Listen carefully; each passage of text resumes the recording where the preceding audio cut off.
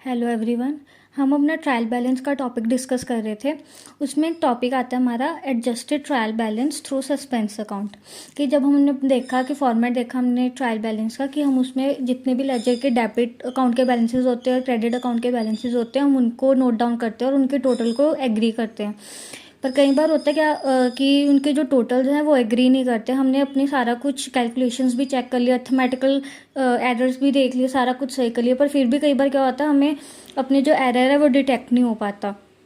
तो इस केस में हम क्या करते हैं, एक टेम्परेरी अकाउंट हम बनाते हैं, उसको कहते हैं हम सस्पेंस अकाउंट। कि उस जितना भी हमारा डिफरेंस आ रहा है एरर के कारण उस उतनी अमाउंट का हम सस्पेंस अकाउंट क्रिएट कर देते हैं। वो हम बनाते हैं इसलिए ताकि जो हमारा ट्रायल बैलेंस है वो एग्री हो जाए और आगे की उसकी जो फाइनेंशियल स्टेटमेंट्स है वो प्रिपेयर कर सकें। यहाँ पे लिखा हुआ है if the trial balance do not agree after transferring the balance of all the ledger accounts including cash and bank balance and also errors are not located timely, then the trial balance is tallied by transferring the difference of debit and credit side to an account known as suspense account.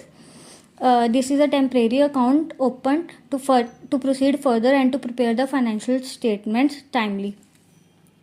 कि जितना भी हमारा difference आ रहा है जिसके कारण हमारा जो ट्रायल बैलेंस है वो एग्री नहीं हो रहा या टैली नहीं हो रहा, उतनी ही अमाउंट का हम सस्पेंस अकाउंट क्रिएट कर देते हैं और अपने ट्रायल बैलेंस को टोटल जो उसके दोनों डेबिट और क्रेडिट साइड्स हैं उनको इक्वल कर लेते हैं ताकि हम आगे की फाइनेंशियल स्टेटमेंट्स को प्रिपेयर कर सकें। Thank you.